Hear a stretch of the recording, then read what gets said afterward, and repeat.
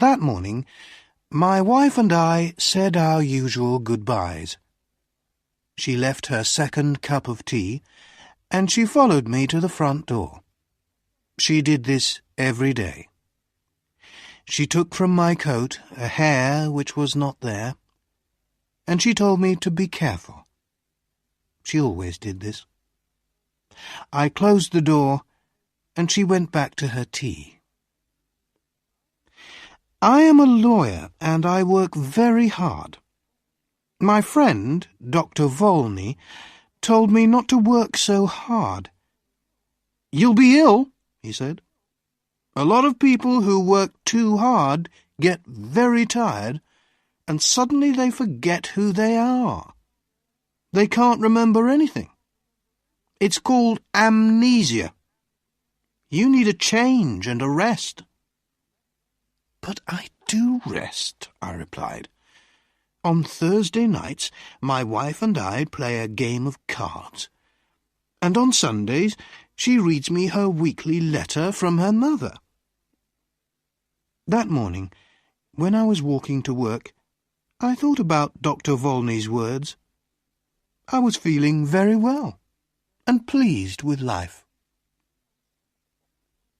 When I woke up, I was on a train and feeling very uncomfortable after a long sleep. I sat back in my seat and I tried to think. After a long time, I said to myself,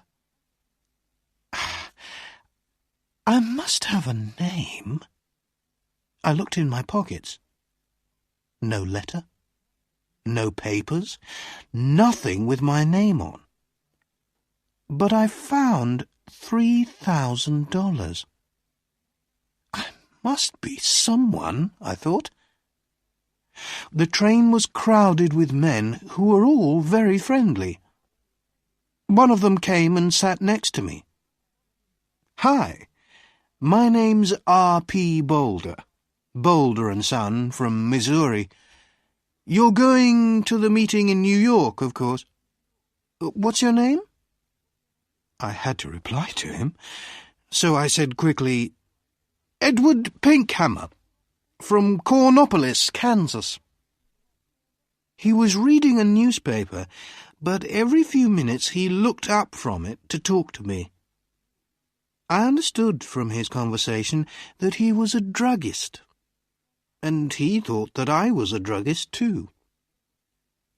"Are all these men druggists?" I asked. "Yes, they are," he answered. "Like us, they're all going to the yearly meeting in New York." After a time, he held out his newspaper to me. "Look at that," he said. "Here's another of those men who run away and then say that they have forgotten who they are. A man gets tired of his business and his family, and he wants to have a good time. He goes away somewhere, and when they find him, he says that he doesn't know who he is and that he can't remember anything."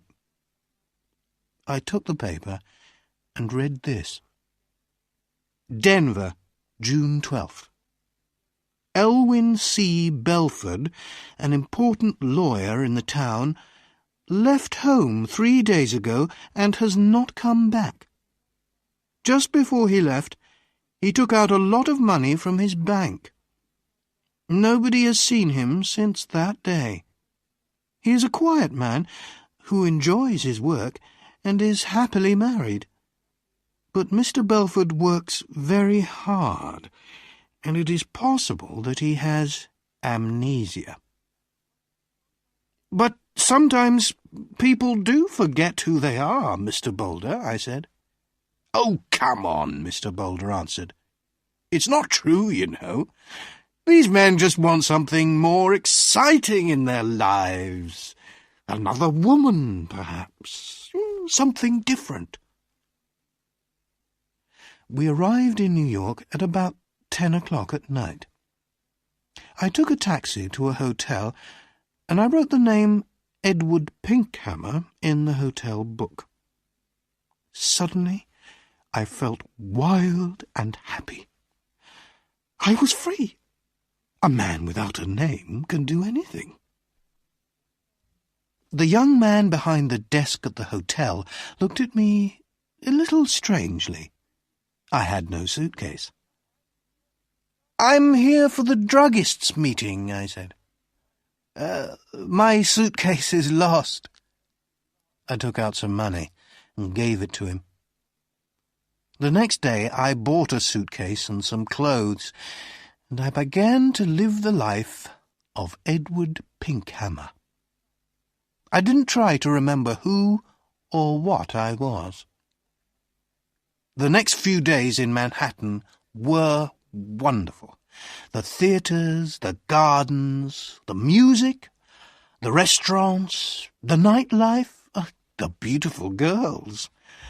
And during this time, I learned something very important. If you want to be happy, you must be free.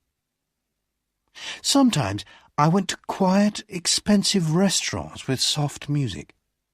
Sometimes I went on the river in boats full of noisy young men and their girlfriends.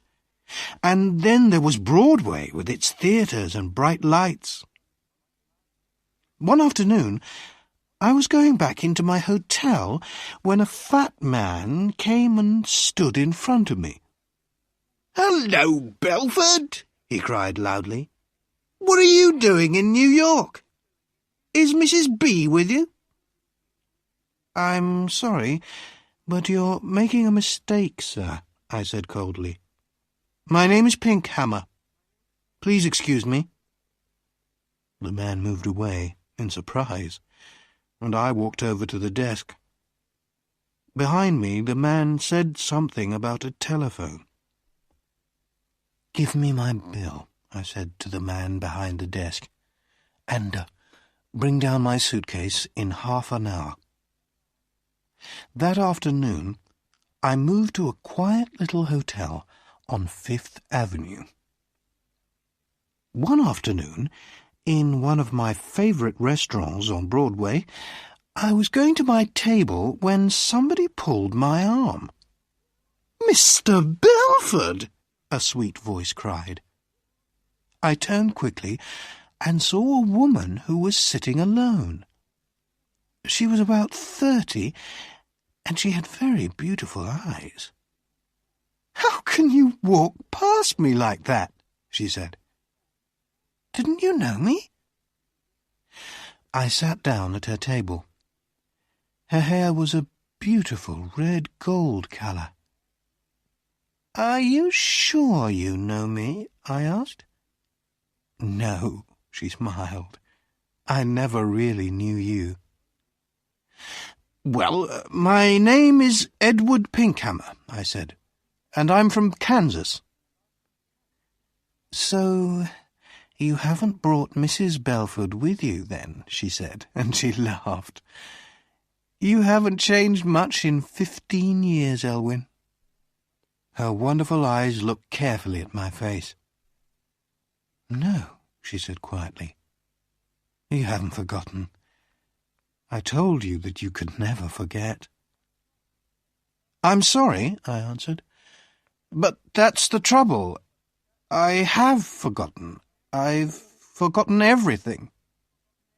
She laughed. "Did you know that I married 6 months after you did? It was in all the newspapers." She was silent for a minute. Then she looked up at me again. "Tell me one thing, Elwyn," she said softly. "Since that night, 15 years ago, can you touch, smell, or look at white roses and not think of me?" "I can only say that I don't remember any of this," I said carefully. "I'm very sorry." I tried to look away from her. She smiled and stood up to leave. Then she held out her hand to me, and I took it for a second. "Oh, yes, you remember," she said, with a sweet, unhappy smile. "Goodbye, Elwyn Belford." That night I went to the theatre, and when I returned to my hotel, a quiet man in dark clothes was waiting for me. "Mr. Pinkhammer," he said, "can I speak with you for a minute? There's a room here." I followed him into a small room.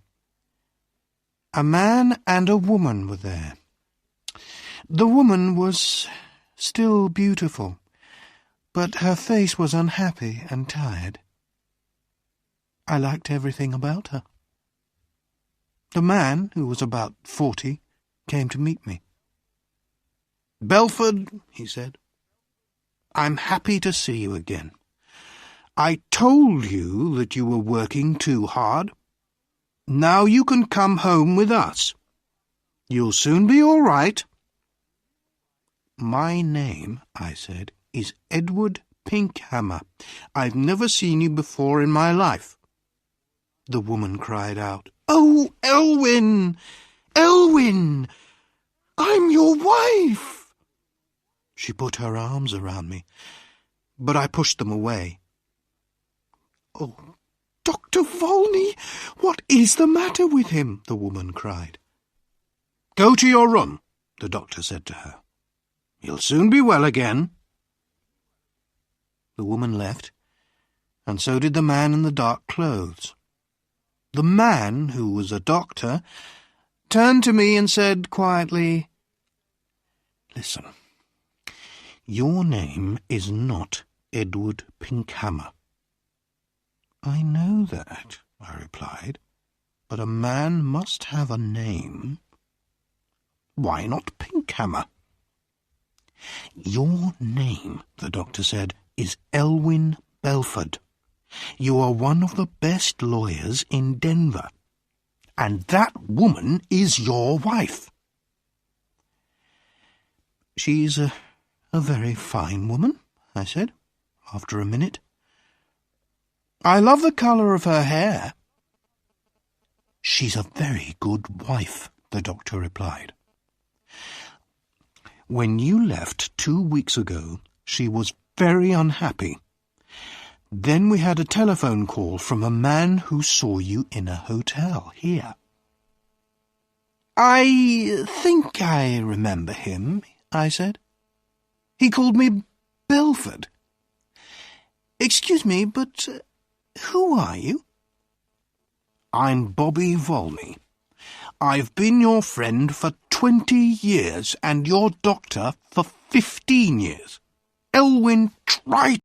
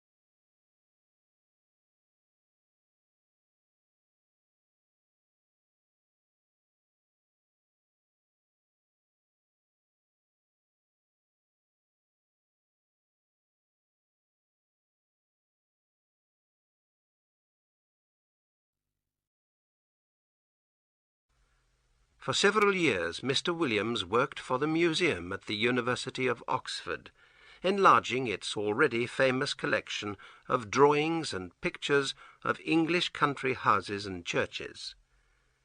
It is hard to imagine anything less alarming than collecting pictures of houses and churches, but Mr. Williams found that even this peaceful work had its unexpected dark corners. He bought many pictures for the museum from the London shop of Mr. J. W. Britnell. Twice a year Mr. Britnell sent a list of pictures to all his regular customers, who could then choose which pictures they wanted to look at before deciding whether to buy. In February 1895, Mr. Williams received a list from Mr. Britnell with the following letter. Dear Sir, I think you might be interested in picture number 978 in our list, which I will be happy to send to you if you wish. J. W. Britnell. Mr. Williams turned to number 978 in the list and found the following note. Number 978, artist unknown, picture of an English country house, early 19th century, 25 centimetres by 40 centimetres, £20. It did not sound very interesting, and the price seemed high. However, Mr. Williams added it to the pictures that he asked Mr. Britnell to send to him. The pictures arrived at the museum one Saturday afternoon, just after Mr. Williams had left. They were brought round to his rooms in college so that he could look at them over the weekend.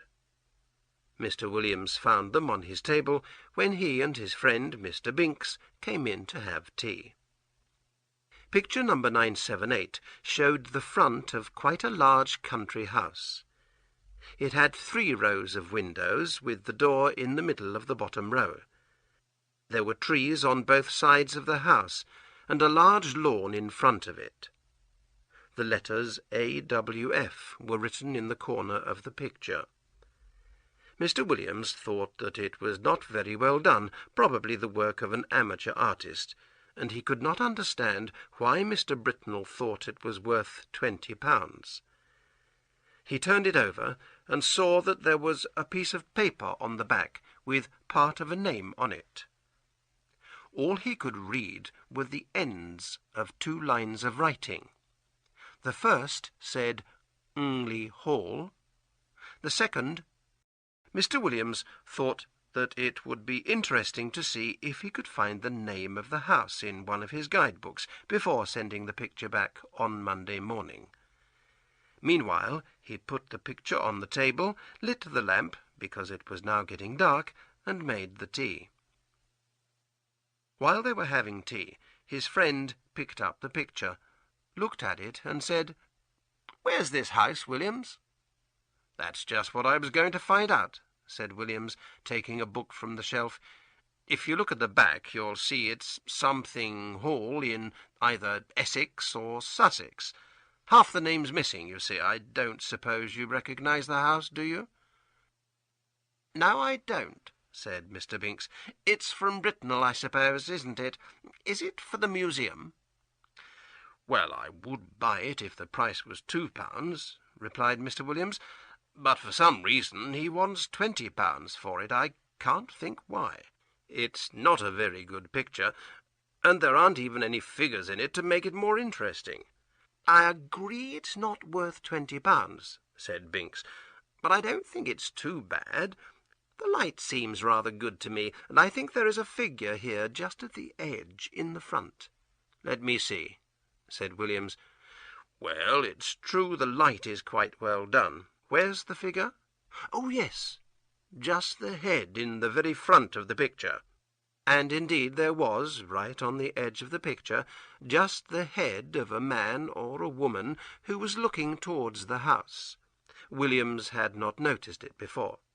"Still," he said, "though it's better than I thought at first, I can't spend £20 of the museum's money on a picture of a house I don't even know." Mr. Binks, who had some work to finish, soon left, and Mr. Williams spent the time before dinner trying to find the name of the house in his guidebooks. "If I knew the letter before the Ngley," he said to himself, "it would be easy enough. But there are many more names ending in Ngley than I thought." Dinner in Mr. Williams' college was at 7 o'clock, and afterwards a few of his friends came back to his rooms to play cards. During a pause in the game, Mr. Williams picked up the picture from the table without looking at it, and passed it to a man named Garwood, who was interested in pictures. Garwood looked at it and said, "This is really a very fine picture, you know, Williams. The light is very well done, in my opinion, and though the figure is rather unpleasant, it is quite interesting." "Yes, isn't it?" said Williams, who was too busy giving drinks to his guests to look at the picture again. When his visitors had gone, Williams had to finish writing a letter, so it was after midnight before he was ready to go to bed. The picture lay face upwards on the table where Garwood had left it, and as Williams was putting out the lamp, he saw it. For a moment he was too surprised to move. Then he slowly picked up the picture and stared at it in horror. In the middle of the lawn, in front of the unknown house, there was a figure where there had been no figure earlier. It was crawling on hands and knees towards the house, and it was covered in a strange black garment with a white cross on the back. After a second or two, Mr. Williams took the picture by one corner and carried it to an empty room. There he locked it, face downwards, in a cupboard, then closed and locked the door of the empty room. He went back to his own room and locked the door behind him. Before going to bed, he sat down and wrote a note describing in detail the extraordinary change in the picture since he had received it. He was glad to remember that Mr. Garwood, who had looked at the picture earlier in the evening, had also seen a rather unpleasant figure. He decided that in the morning he must ask someone to look carefully at the picture with him, and he must try very hard to discover the name of the house. He would ask his neighbour, Mr. Nisbet, to have breakfast with him. Then he would spend the morning looking for the house in his guide-books. Mr. Nisbet arrived at 9 o'clock, and the two men sat down to breakfast. When they had finished, Mr. Williams, feeling both nervous and excited, hurried to the empty room. He unlocked the cupboard, took out the picture, still face downwards, and, without looking at it, went back to his own room and put it into Nisbet's hands. "Now, Nisbet," he said, "I want you to tell me what you see in that picture. Describe it, please, in detail. I'll tell you why afterwards." "Well," said Nisbet, "I have here a picture of an English country house by moonlight." "Moonlight? Are you sure?" "Oh, yes. The moon is shown quite clearly, and there are clouds in the sky." "All right. Go on." "But I'm sure," added Williams quietly, "that there was no moon when I first saw it." "Well, there's not much more I can say," Nisbet continued. "The house has 3 rows of windows, 5 in each row, except at the bottom, where there's a door instead of the middle one, and—" "But what about figures?" said Williams, with great interest. "Figures?" replied Nisbet. "There aren't any." "What? No figure on the grass in front?" "No, not a thing." "Are you sure?" "Of course I am. But there's one other thing." "What's that?" "One of the windows on the ground floor, on the left of the door, is open." "Is it really? Oh dear, I suppose he's got into the house," said Williams with great excitement. He hurried across to where Nisbet was sitting, and, taking the picture from him, saw for himself. It was quite true. There was no figure on the lawn, and there was the open window. For a moment Williams was too surprised to speak. Then he sat down at his desk and wrote for a few minutes. When he had finished, he brought 2 papers across to Nisbet. He asked him to sign the first one, which was Nisbet's own description of the picture, then to read the other one, which was the note Williams had written the night before. "What can it all mean?" asked Nisbet. "That's what I must find out," said Williams. "Now there are 3 things I must do. First, I must ask Garwood exactly what he saw when he looked at the picture last night. Then I must have the picture photographed before it goes any further. And thirdly, I must find out where this house is." "I can take the photograph for you myself," said Nisbet. "But you know, I think we are seeing something terrible happening here. The question is, has it already happened, or is it going to happen? You really must find out where this house is." He looked at the picture again and shook his head. "I think you're right, you know. He has got in. I'm sure there will be some trouble in that house." "I'll tell you what I'll do," said Williams. "I'll show the picture to old Dr. Green. He grew up in Essex, and he often goes to Sussex to see his brother who lives there. He's been going there for years. He must know both places quite well." "That's a very good idea," agreed Nisbet. "But I think I heard Green say that he was going away this weekend." "You're right," said Williams. "I remember now. He's gone to Brighton for the weekend. I'll leave a note asking him to see me as soon as he returns. Meanwhile, you take the picture and photograph it, and I'll see Garwood and ask him what he saw when he looked at it last night." He paused. "You know," he added, "I don't think £20 is too much to ask for this picture after all." In a short time Williams returned to his room, bringing Mr. Garwood with him. Mr. Garwood said that when he had looked at the picture, the figure was just starting to crawl across the lawn. He remembered that it was wearing a black garment with something white on the back. He was not sure if it was a cross. While he was writing this down, Mr. Nisbet returned and said that he had photographed the picture. "What are you going to do now, Williams?" asked Mr. Garwood. "Are you going to sit and watch the picture all day?" "No, I don't think we need to do that," replied Williams.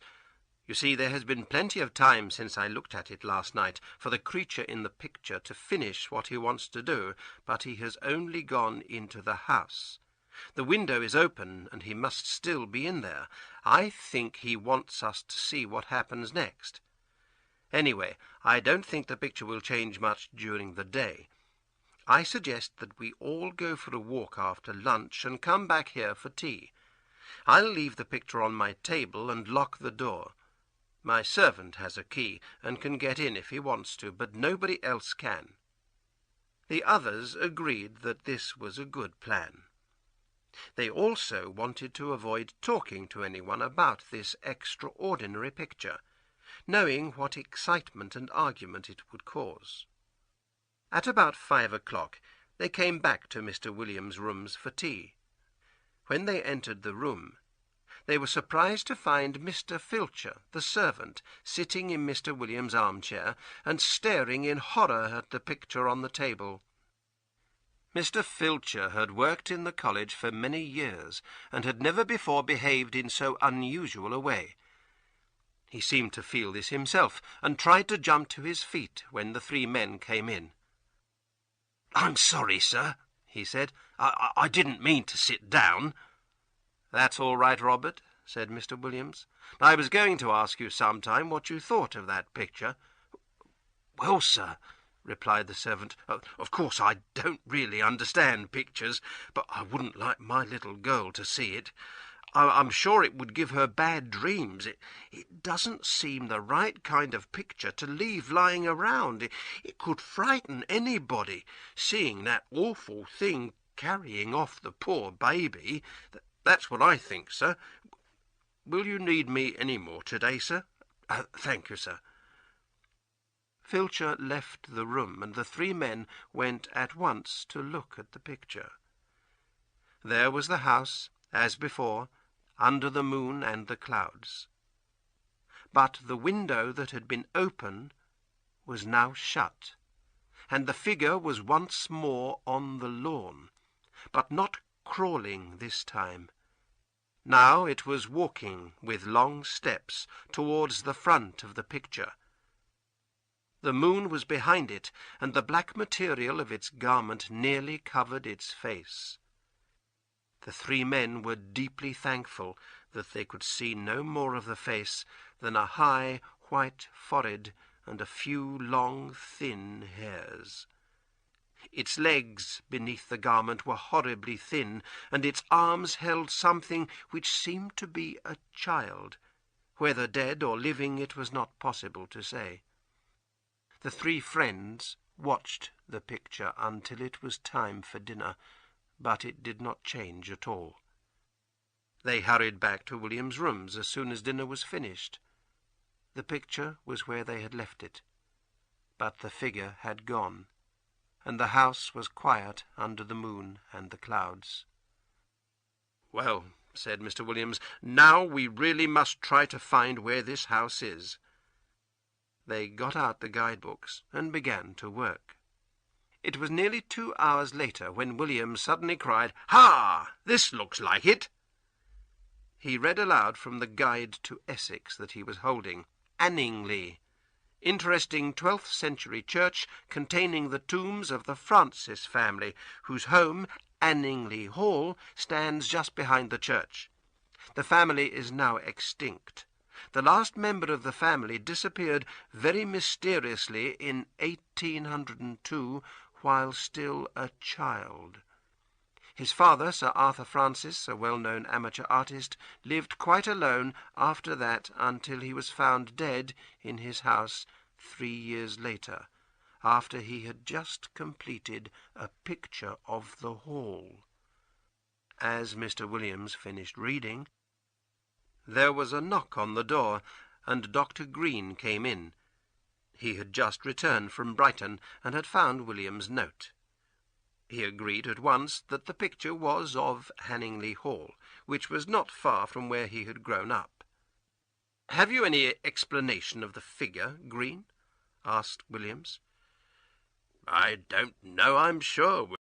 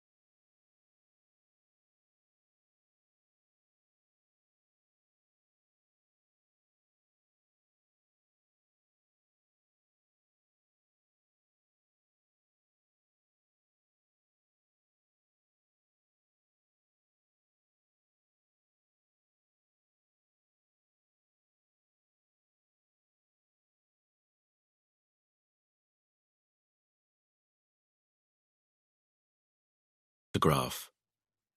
In today's world, there are photographs everywhere.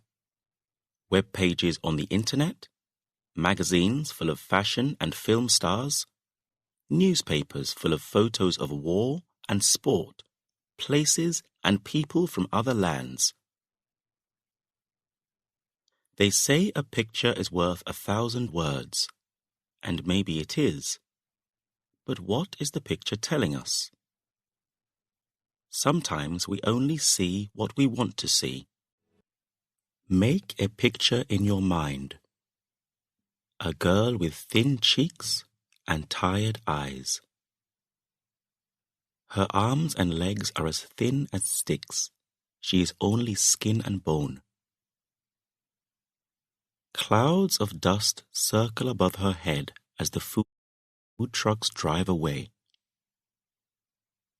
Their wheels leave marks on the dry ground, and soon only the marks show that the food trucks came to the village and left. The sun is at its hottest. The African sky is unending and cruel. Even the white men with cameras, busily taking photographs of the usual fighting over the food, are now getting ready to leave. They pack away their cameras, jump into their cars, and drive quickly away to cool, modern hotels in a city miles away. They are photojournalists. One of them, sunburned and hot, dressed in a shirt and jeans, kneels down on the dusty ground to take some photographs of the girl before he leaves. In the pocket of his shirt is a protein bar, soft from the sun, uneaten, untouched, forgotten. He doesn't stop to think about the uneaten bar in his pocket and the starving girl. He is only one man. What can one man do in a world where life is cruel, and governments cannot or will not help their people? And who wants to stay in a place like this, with its dirt and its terrible smells, if they can drive away from it? The girl caught the photographer's eye. She was in the middle of a group of boys, fighting just as strongly as they were, when the food trucks arrived. But she was pushed down and fell under the boys' feet. The boys stepped all over her, and when she could move again, the bags of rice were all gone. She stayed there, red-eyed, moving her fingers slowly over the dusty ground. The journalist takes his last photo, returns to America with his bag full of films. One of his photographs of the girl sells and is placed on the front cover of a news magazine. "You've caught the face of hunger in Africa," the news editor tells him. He wants to tell the editor that this photograph is just one face, in one village, in a country full of hungry faces.